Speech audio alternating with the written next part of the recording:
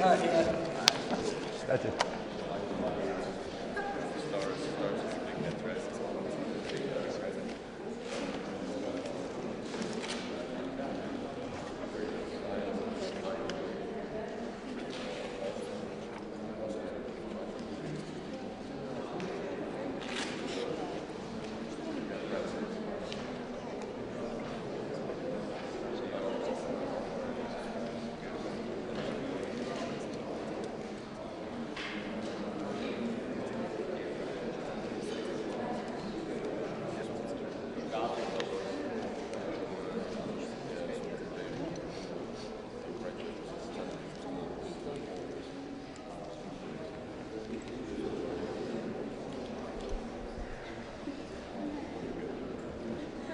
I guess. What's that?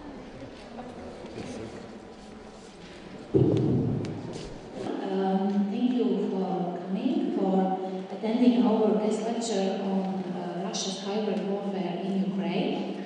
Today we have a distinguished speaker, Andras Racz, who is an expert on our post-rocket space, and his background is military historian.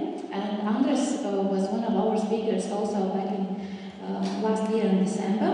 And when I heard his presentation on this hybrid warfare, new generation warfare, I said, this is the person we need to invite once again to give a lecture more in depth about hybrid warfare, or yes, new generation warfare, however we call it. So that's great that he has found time and visit us once again. So then I will give the floor to Andras. Yes, and then after the lecture we have Q&A. Yeah, thank you very much. Thank you, Nora, for the introduction. And thank you for inviting me once again. Hopefully once again doesn't mean that never again. You know the joke, visit Russia before it visits you. So this is what we're trying to do now. Another joke, I mean, when I was young, originally I'm Hungarian, and it's a former Eastern Bloc country. We had a competition at school time, who knows more about the Soviet Union. And the joke said that there's a competition, who knows more about the Soviet Union. First prize, 1 week in the Soviet Union. Second prize, 2 weeks in the Soviet Union. And who won the competition? The CIA, of course. The problem with all this hybrid war lecture, and this already leads me to the methodological part, that we have certain shortage of sources. I will elaborate this a bit more. So what I'm trying to speak about here for basically 1 hour or 58 minutes left. Following a short theoretical introduction, we will try to take a look at the main features or main characteristics of this new or not that new type of warfare conducted in Ukraine. And thereafter, we try to go a bit into the question how to defend ourselves, oneself, somebody else against this hybrid war.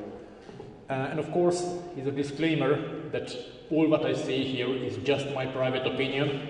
So my workplace logo up there, the Finnish Institute of International Affairs, is there only because it looks good and not because my position would be in any ways official. So when to start, or where to start from? As every historian, we have the question of what do we know and from where do we know it? What we try to do here is starting from what we know about Russian military thinking, and they publish a lot. I mean, if one is pervert enough to read journals like Военно-промышленный курьер, Военная мысль and other things, you can find very interesting articles, only nobody reads them. So what we try to do here is start from the Russian theoretical thinking about new generation warfare and take a look at what happened on the ground. And from these two, we will try to draw a few kind of inductive conclusions. I don't have a hotline to the Kremlin, so I do not know things for fact. However, this inductive methodology may still turn out to be useful. And about the sources, again, we know a lot from the past. We know a lot. There is still an empty space here. I know you hate sitting there, but that's the only empty space. So here you go. So when analyzing the sources, we have to face the problem, one more victim, good. We face the problem of a lot of contradicting information. Intensive propaganda from both sides. So it's pretty biased when people accuse that Russians are conducting propaganda and Ukraine is speaking the full truth. It's not that simple.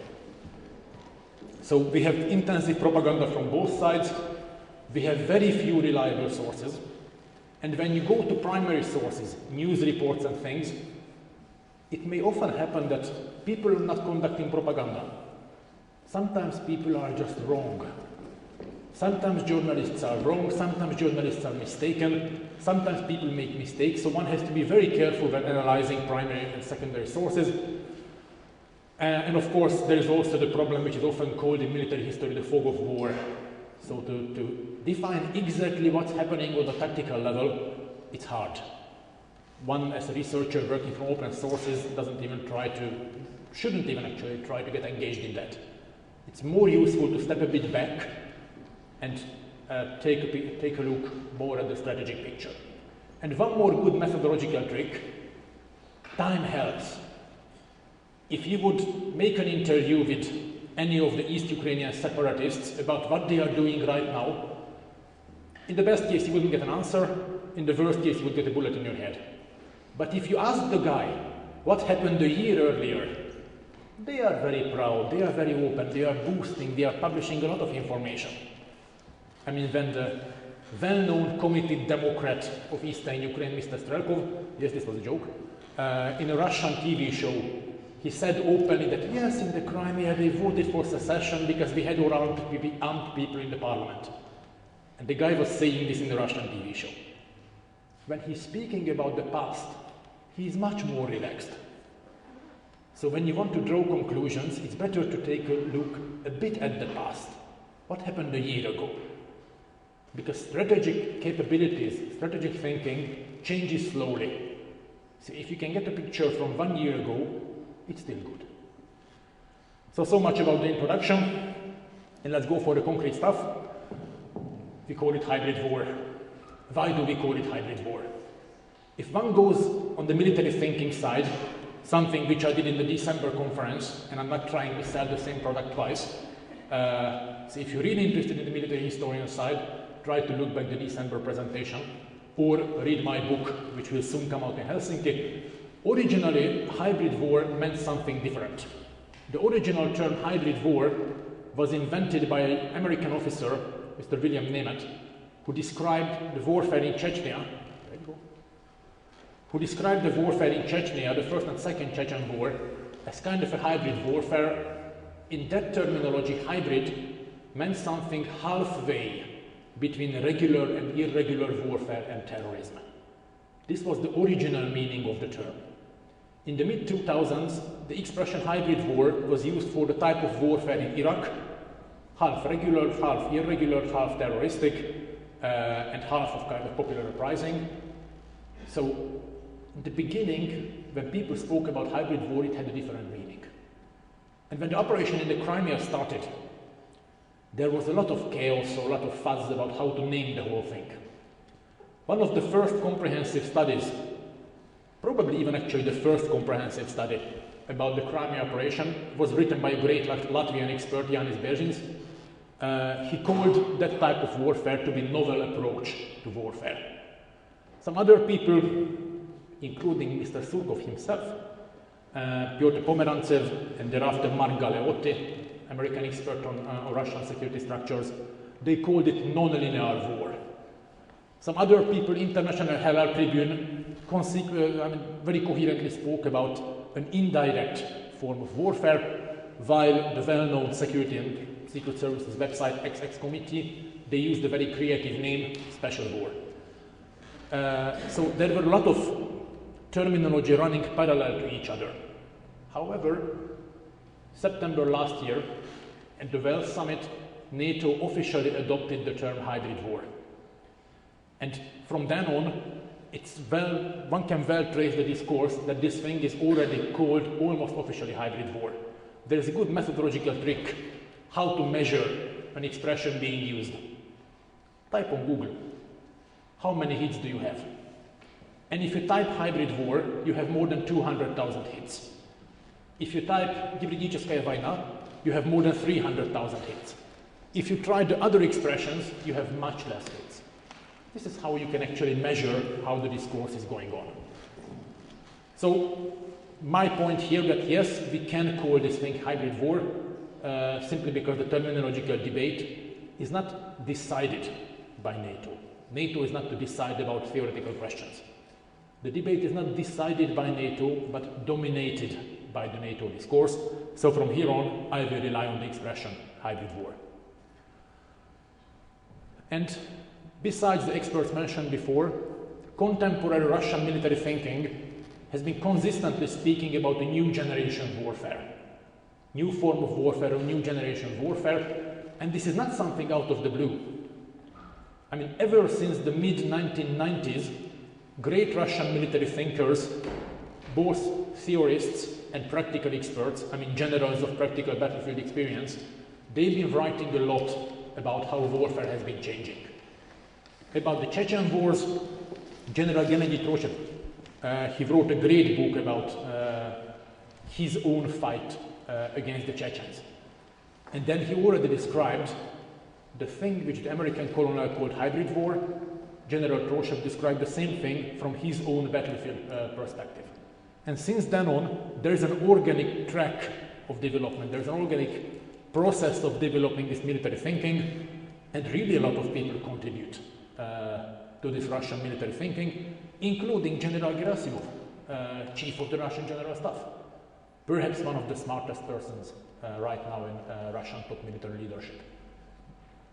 So all in all, my point here is that the fact that we could be surprised by the Crimea operation has been partially our fault. Russians have been publishing a lot about what they were preparing for. A lot of things have been available in open sources. We just didn't read them properly, or just didn't take them seriously, or both. So we could get surprised. There is a lot of things available publicly. One just has to find and read it with eyes open. Because General Gerasimov, almost 2 years ago, he published a long article in the very popular journal, Военно-промышленный курьер, about new generation warfare. And he outlined the warfare there, a special warfare which is aimed not to destroy the enemy military forces physically. You don't need to take notes, you can get the presentation. So no need, and the whole thing is recorded, so just don't waste your pen, no need for that. Unless if you want to write a report about me, which is a different story. So General Gerasimov outlined such a way of warfare which was aimed not at physically destroying the enemy armed forces, but to break their ability to resist. Break their ability by disrupting command, control and communication, by breaking their morale, and by breaking the critical infrastructure and the very functioning of the state behind. Personally, I prefer more the expression non-linear warfare, because the form of warfare Chief of Russian General Staff described there was basically non-contact indirect war, so to break the enemy state resistance capability without sending a single regular unit to the target country. And Gerasimov spoke very openly that the main front has been the human psyche and the information space, not actually the battlefield. And if one thinks back, the example of Ukrainian units trying to defend the Crimea. Many of you are in uniform here, so just imagine the situation. You are commanding your unit, then all your communication is blocked. You have no idea about what's happening in the outside world. And then in your radio you start receiving news that your government ordered you to survive. You see people demonstrating in front of your barracks, demanding that you should not shoot at the people, you should stand with the true new government. You have absolutely no information. You are abandoned, you are left alone. All your communication lines are jammed, and your deputy your deputy commander is trying to convince you that service should give up service or cause is not the right one. It's not an easy situation. And here in a classroom, it's very easy to say that I would resist, I will shoot the traitor deputy. Don't be so sure. If you can't move your units out of the barracks because there are babushkas demonstrating in front of the gate and you have to roll them over if you want to get out of your barracks, would you give the order that yes, roll over the civilian demonstrators? Just think about it. I don't have the answer. But this was the situation many Ukrainian units in the Crimea got confronted with. Absolute isolation in terms of communication, no information at all what was happening outside, and then it's up to you to decide. And at the same time, fake news are coming, or not fake, you don't know it's fake. Credible looking news are coming that the government has abandoned you, you have to change side, you would get a much better salary in the Russian army. And this was something which turned out to be very attractive for more than 5,000 Ukrainian soldiers. It's not that easy. Main front is the human psyche and the information space. The Crimea operation has been conducted without a single aimed shot fired. Just digest it. Information space and the human psyche was the front line, which the Russian special operation turned out to be very successful. And what Gerasimov writes, that conventional military forces should be put into action only in the very late phase of the conflict, when the conflict is already decided more or less, under the disguise of crisis management or peacekeeping units. This has been full public. And what's even more interesting, another two Russian generals, General Chekhinov and Bogdanov, they published basically a step-by-step guidebook how to conduct new generation warfare. They divided new generation war in a very creative way to two phases, opening phase and, you would never guess, the closing period. So open and close. And what they described, again, literally like a guidebook, dummy's guide for new generation war type of thing. First, you start a very long, intensive, non-military campaign supported by heavy propaganda in order to influence the mood of the public, to shake the trust in the government, to deepen the existing disagreements, the existing conflicts in the society. And for all these, you can use a lot of tools. You can use economic pressure, gas price. You can use propaganda and psychological pressure. Look at the Sputnik TV. I mean, that's a quite funny thing. You can use information tools, you can use internet trolls, hundreds of them. Up in Finland, we are just conducting an analysis, a comparative analysis about how trolling functions, internet trolling functions, in 7 target countries. And it looks like that the same alternative discourses, alternative narratives, the same trolling appears in all the 7 countries at the same time, in the same timely order, and even for the same duration. The whole thing is coordinated. You can use journalists, you can use researchers as agents, you can use a lot of other sources to generate dissent and to weaken the morale of the target country, including to weakening the economy of the target country. Again, energy prices, for example. And point number 3, deceiving and bribing military, police, and public administration officials to just weaken the resistance potential. Let's go back to the original example. You are a military commander, and they will never try to bribe you. You have golden stars, you are expensive. And what if you say no, it's problematic? They will bribe your sergeant, who operates the radio. Or they will bribe another staff sergeant, who is responsible for the gates. If you're commanding a battalion, you have 600 men. Can you be sure that none of the 600 is bribed? Of course you can't. And if they do, and if bribing affects not only a single person, but let's say 200 people in key positions,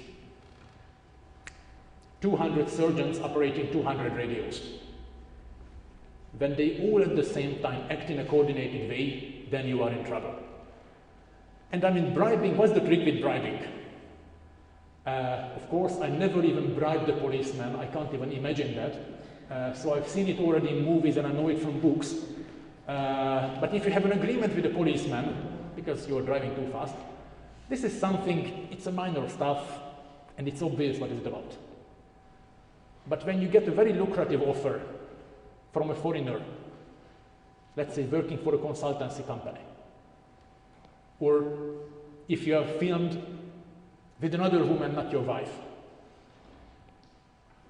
once if you are bribed, you are hooked for the rest of your life. When there is a properly coordinated bribing, the transaction is filmed and the transaction is recorded. If you at the age of 25 take a bribe tomorrow, your whole career would be ruined or could be ruined at any time. And that's how it works. Because then they can publish the recordings 30 years later. Why not?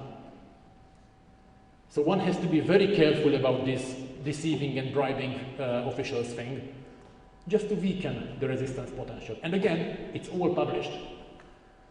There they prescribe to deploy secret agents supplied with a lot of cash and a lot of weaponry, explosive and stuff, to create chaos in times of need. And at a certain point, even international militants, foreign militants, opolčenci even, could arrive to the target country. Why not? And the tricky thing about both Gerasimov in Chekhinov and Bogdanov article, that they use a defensive narrative. They write the whole article in a way that this is how the West is waging war and poor Russia is being threatened. So they keep up this defensive narrative and describe all these things as a possible foreign attack. But for some reason, Russian military reform also goes to the direction for gaining such capabilities. Just a coincidence, right? And how the opening period gets continued 6 to 8 weeks before the attack, before the actual armed attack, large scale, very well coordinated recon missions should be conducted in order to define the location and the defense of key enemy military, public administration, governance, police and critical infrastructure targets, including their own defense.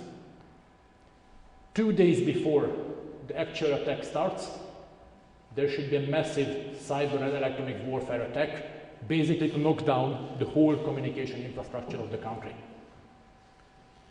And thereafter, phase 8, massive coordinated distance attacks, precision weapons, drones, cruise missiles and long-range artillery in order to destroy as many elements of the targets identified in point 6 as possible. This plan or guidebook describes, they call it in-depth warfare, so to destroy targets even well behind the front line, as deep as possible in the full depth of enemy territory. And the result, at the end of the opening period, the target country is ruined, rendered dysfunctional, without a single regular unit ever entering it.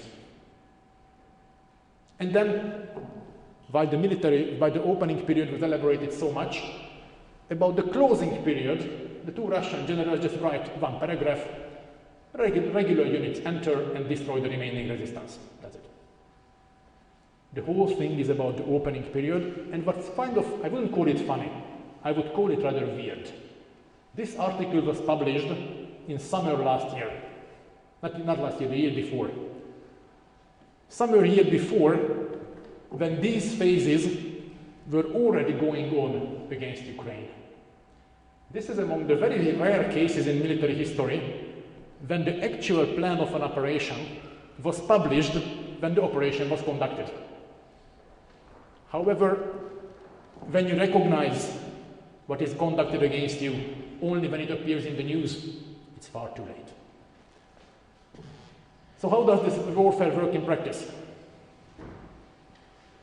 This is a graph I used already in December. The trick is this duality. Because in the attacked country, what do you deploy? I mean, you're the commander, you have to conduct the operation. What do you deploy to the target country? You deploy special forces, yes, you need them, but everybody else are basically locals, local criminals, a lot of them. I mean, in Ukraine there was a rich pool of local criminals to be hired. You know what titushki is, right? Titushkis have been those governmental thugs, I mean basically fists for hire, and there were hundreds of them. And you have local volunteers. You have, I mean, both in the Crimea and Eastern Ukraine, there have been a lot of local volunteers. Not the majority, of course, but many cases when one reads the Western discourse that, oh, those were all Russian agents. Not at all. There were a lot of locals who really believed in what they were doing. They were not only victims of psychological warfare. It's not that simple. There were quite many people, particularly in the Crimea, who were convinced that their cause was right. So inside the target country, this is basically what you deploy. This is the operational theater. Again, the goal is not to destroy enemy armed forces. Too long, too expensive, too complicated. But just to block the very functioning of the enemy country as a state, as a functioning state. And outside of the attack country, so from the attacker country, this is a key element. Because the question is very easy. Ukrainians are not stupid and not coward. Why they did not shoot polite green men in the very beginning? Polite green men are also mortal. If you shoot them in the head, they die, and this is guaranteed. So why they were not shot? Because all along, during the Crimea operation and East Ukraine operation, massive Russian regular units were lined up along the border. So there was a constant present danger of an overwhelming, massive Russian conventional attack on the full front line length. This was what disabled Ukraine's ability to resist in the very beginning. The threat from an overwhelming conventional attack. And this was what disabled the decision making. Because on the one hand, you have polite green men on the street. But if I shoot them, then comes the problem. Moscow may claim that they are defending Russian speakers and Russian citizens, and by this claim, they can launch an attack. This was a very cleverly set up trap. I mean, really something masterful. And functioned very effectively against Ukraine. So from the attacker country, outside the target state, you have regular army posing a threat of a direct attack. Not attacking directly. Sometimes they shoot over the border, but nothing more until August last year. You have diplomatic pressure, you have information pressure, you have economic pressure, political pressure, strong media pressure, tam fascisti v Kiev, all this thing in the Western discourse that all the Euromaidan are just of fascists. And I mean, how information warfare works. You may always ask the question that how could people believe that Euromaidan was that they were only fascists? Ladies and gentlemen, the bad news is that you are seriously overeducated. You know too much. You have the field knowledge, you know the language, you have the cultural knowledge. You are overeducated. You are not the main targets of information warfare. The main target of information warfare is the taxi driver in Madrid, who is not an expert, who believes in simple truth, who believes in well-conducted propaganda because he doesn't care, basically. So when you don't understand how could people believe it, because people are not experts. I mean, we are a small minority group, bad news. What's the big trick about this division? That you deploy actually quite minor forces actually to the attack country, because the main stress is not on the use of direct measures or military force. The main stress, the main emphasis is on non-military methods. And how does it work in practice? When we go back to the original article of Mr. Chekhinov and Bogdanov, they used a dual approach, opening period, closing period. The first proper analysis of this warfare conducted by Dr. Bezins, he used 7 steps to describe this form of attack. Here I go a bit more detailed, and I use 3 phases and 3 sections inside each and every phase. We're half time, good. There's a preparation phase, an attack phase, and a strategic utilization phase. So what's happening on the ground? Again, you will have the presentation. So if back then you can't see it, you will have it. There is nothing secret. Perhaps I won't get a visa again to Russia. It happened already. So how do you prepare such an operation? You establish a network of NGOs, a network of medias, a network of civil organizations, experts, media channels, all inside the target country. Is anything illegal? No. People are free to form NGOs. Why not? Then you also try to explore the vulnerabilities of the target country, state administration, police, military structures, and all these. Is anything illegal? No. Diplomats are just asking questions. All diplomats are always doing that. And you try to strengthen your diplomatic and media positions to influence not the target country, but the international audience. Is anything illegal in setting up RT or Sputnik TV? Nothing illegal. Big countries always pursue their own agendas. So do the Chinese, actually. So do the Americans, nothing new. You use this strategic preparation, and in this part, there is nothing new. These have all been integral parts of Russian foreign and security policy toolbox since basically the Soviet times. Nothing new and nothing illegal. You do what you're anyways doing, and then you also make some political preparations. You start playing on the existing dissatisfaction in the target population. You try to speak a lot about minority rights, self-determination, suppression of minority languages. Anything rings bells? Good. Just to strengthen dissatisfaction with the central government. Again, you do nothing illegal. You just speak about the humanitarian rights of people to use their native language and all that. Sounds very nice, isn't it? If there is already a separatist movement in the country, or if there is already some separatism, you can try supporting them. This is the first phase when you actually may step over the legal-illegal boundary. And when you go for bribing, turning over politicians, officials, policemen, this is already clearly illegal, but still invisible. Generally, you don't see it. A great tool which functioned very well in Ukraine, have contacts with local oligarchs and businessmen. Again, nothing illegal. You just give the guy lucrative export opportunities, energy discount. Is it forbidden for Gazprom to sell the gas cheap to Mr. Akhmetov? No, it's not. It's a business decision, nothing illegal. And it's just in order to persuade Mr. Akhmetov or any other oligarch that, changing the flag over the buildings won't harm your business interests.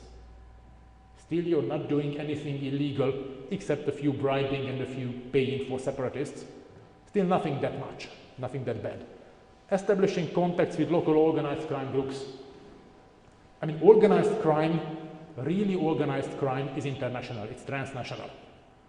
If I have my wallet stolen in the street there, this is not transnational crime. But when you do, that's a petty thief. But if you do smuggling, if you do illegal arms trade, if you do drugs trade, you have all the networks.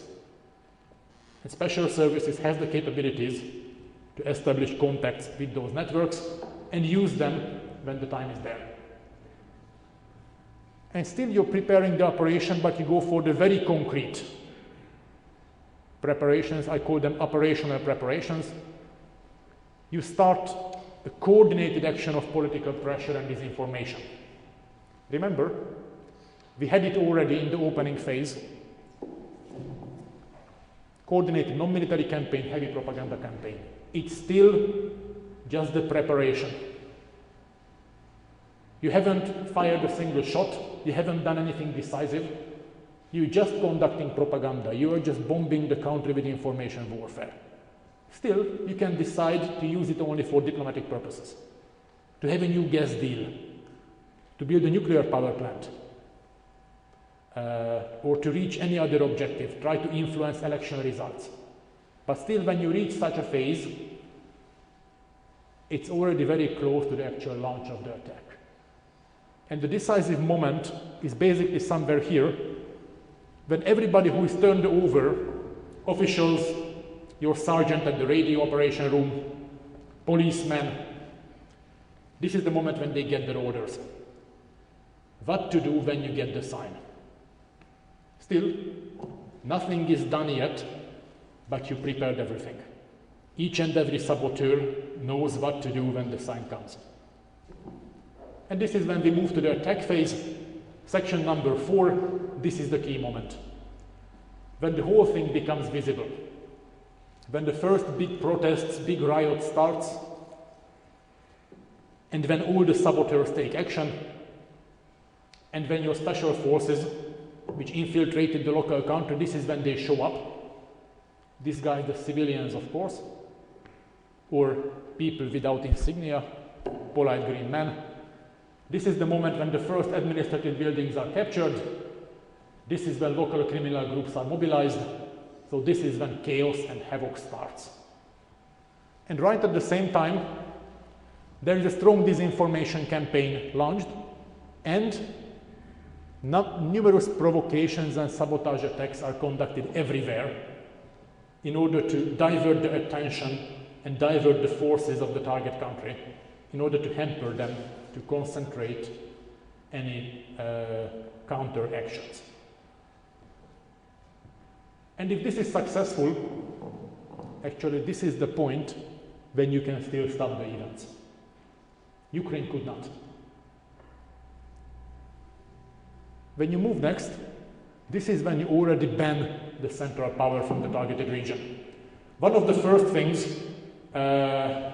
separatists have done in the Crimea and also in eastern Ukraine is that they conquered or destroyed radio stations, television studios, mobile phone transmission stations. So they cut the communication lines and they blocked Kiev from delivering the message. Imagine you are the prime minister of the country and you lose all communication channels with a part of your country. You have nothing to communicate with. Phone lines are cut, radio stations are taken over, transmission towers are done. Very interesting, even in eastern Ukraine, for months, Russians have forgotten or decided not to do so. They were not jamming the mobile phones. Ukrainians could get information from their local agents for months before Russia moved in massive electronic warfare capabilities and started to jam the mobile phone network. But in the beginning, for a few first 4 or 5 months, as I can reconstruct from open sources, the first 4 or 5 months, mobile phone networks were still operational, and now they are much weaker. So communication lines are cut, administrative buildings are captured, most local armed forces units and police units are either blocked or taken over or captured or disbanded. What happened to the Ukrainian border guards? I mean, Ukraine lost control over its several hundreds of kilometers of its border because the border guards simply disappeared. They were so much underpaid, many cases so much corrupted, in some cases killed. And the collapse of border defense opened the road for the moving in of much more massive forces. And again, how to disable local armed forces of the central power by non-military means. You cut the communication, you cut the supplies, you cut the water. You have your barracks, you have 600 soldiers, and you have no food and no fresh water. How long can you resist? So easy. Power is cut. because in many cases, power stations were outside of Ukrainian military barracks, or the generators inside had low fuel. They ran out of fuel in a few days. Fresh water is cut. Not a single shot is fired, but then the people outside, all they have to do is just wait. Sooner or later you give up. Again, without a single gunshot fired. This is the moment basically when everything collapses. And the media of the attacking country is doing its best to mislead both the target country and also the international environment. And we speak about a few days, 2 weeks altogether, something very quick, something very decisive. And how to stabilize what you have? You set up an alternative political center. You declare that this is the new Crimean parliament. These guys are Donetsk National Republic. The trick about, for example, Eastern Ukrainian separatists, when Mr. Pushilin poses as the prime minister, or other people attend meetings as leaders of DNR or LNR. Who has elected them? What kind of mandate do they have? They have no mandate at all. Their mandate, their position, is a result of a constructed reality. If media keeps telling you that Denis Pushilin is the prime minister or president or the pope or whatever, if you have no other source, sooner or later it just sticks to your mind. You start believing it. So you set up an alternative political power, you can use the administrative buildings you captured, and then this alternative political power, referring to whatever reasons, suppression of minorities, danger of fascism, self-determination, whatever, then this alternative political power becomes your partner as a negotiator. Is it new? Not at all. When the Soviet Union attacked Finland in 1940, the first thing they've done was to set up an alternative political power in Karelia. They put the nice Moscow communist, the Finnish guy Otto Ville Kuusinen, and Mr. Kuusinen was elected to be the leader of the Karelian Republic, and from then on, Moscow denied all the involvement. Nobody asked the question, how come that Mr. Kuusinen could have 400,000 troops out of nowhere? And from then on, Mr. Kuusinen was handled as the legitimate political partner. Nothing new. They've been doing the same in Afghanistan, 1979. You had to kill Amin, and then you could install the other guy. And meanwhile, when you set up alternative political power, you replace administrative organs as well. And this, of course, requires proper planning. I mean, if you are given the task to set up an alternative legal administration right now, you can't do it. You have to prepare for that. And in many cases, actually, East Ukrainians were unprepared. A very good friend of mine was actually the professor of Denis Pushilin at Donetsk State Management University. And when the separatism started, Pushilin came to this lady, "Professor, what should we do? How to set up a state?" It wasn't really planned. And her answer to Pushilin was that you forget it, you emigrate, you give up. Finally, it was not Pushilin who emigrated, but my friend. You have to plan this all before. And meanwhile, this is the key point, the local population. You know it from your civic studies, win hearts and minds. Local population is cut from all other information sources than the Russian propaganda. It's a very good experiment. I think some people in the Harvard has recently done it, that they've been watching for 2 weeks only like RIA Novosti, Sputnik TV, RT News, and their task was that if you watch these things for 2 weeks, and thereafter you have to speak about what happened in that 2 weeks, based on the news what you get. Imagine you have no other source of information. Every time comes in an artillery shell or a missile, and then the propaganda says Ukrainians are shelling you. And you have no other information. Another missile, Ukrainians are shelling you. And you get this for 8 months. What would you think about Ukraine? And again, still, the central power is unable to launch a counterattack because of the danger of a massive attack from the outside.